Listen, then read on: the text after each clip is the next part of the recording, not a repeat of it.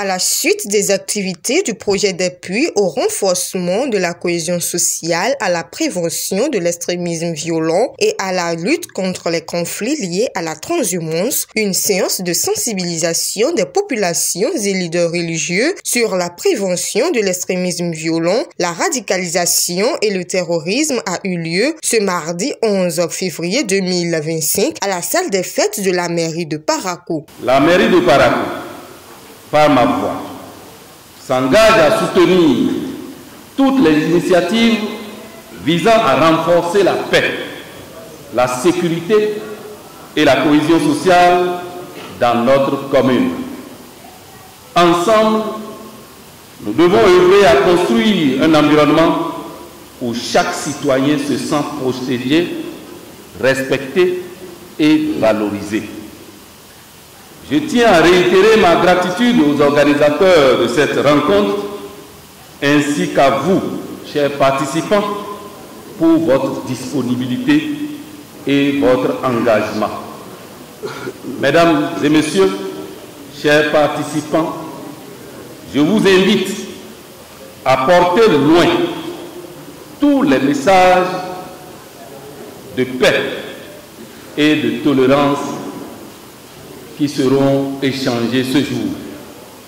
Que Dieu bénisse Parakou et qu'il continue de guider nos actions pour une société harmonieuse et sécurisée. Avec l'appui technique du Programme des Nations Unies et du Développement, ce projet a été mis en place il y a 2 ans et connaît de plus en plus l'appui financier du Royaume des Pays-Bas. En effet, juste après l'atelier de validation du rapport de l'étude de démarrage tenu le 4 et 5 juillet 2023, toujours ici à Parakou, le projet a commencé ses activités.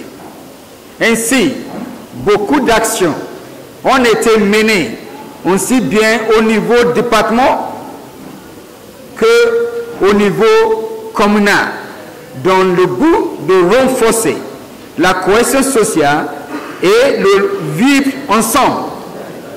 Cette action n'aurait pas se réaliser sans le financement du Royaume des Pays-Bas, l'un des partenaires clés de PNUD et du Bénin.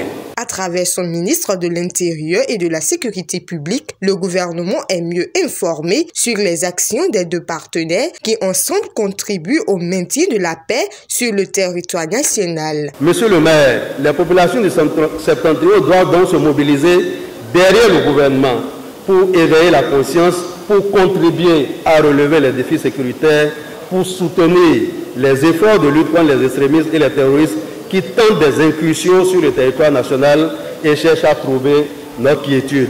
C'est cette lutte, c'est une lutte sans merci dans laquelle le gouvernement se réjouit de compter des partenaires et amis à ses côtés. Au nom du ministre de l'Intérieur et de la Sécurité publique, je voudrais donc saluer l'accompagnement que les Pays-Bas apportent à notre pays dans le cadre de ces efforts pour relever les divers défis de développement, de sécurité, de paix, de tranquillité et d'épanouissement de nos populations. Ces assises sont également l'occasion pour la délégation du Royaume des Pays-Bas de descendre sur le terrain pour mieux s'imprégner de l'avancée de la mise en œuvre du projet. Ainsi, l'ambassadeur des Pays-Bas repart satisfait des échanges sur les différentes questions abordées. Je rentre positif et avec beaucoup d'espoir.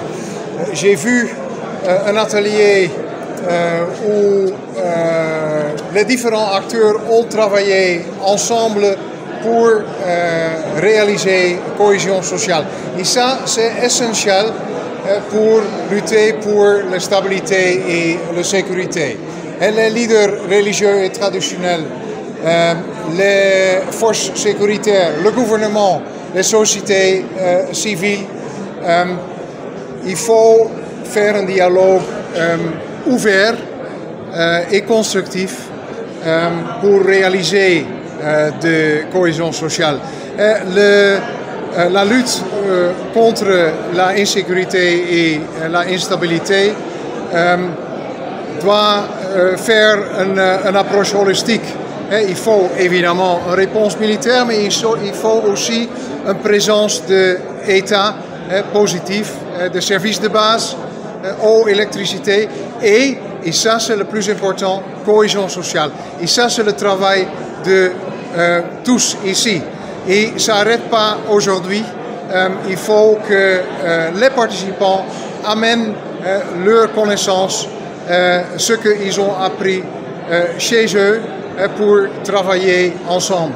L'ambassade, le Royaume des Pays-Bas est un partenaire du Bénin depuis des décennies. On travaille ensemble pour réaliser un développement économique inclusif et durable et pour contribuer à la stabilité et sécurité, surtout au nord du pays. Moi, j'en suis sûr que ce partenariat entre le Bénin et les Pays-Bas est durable.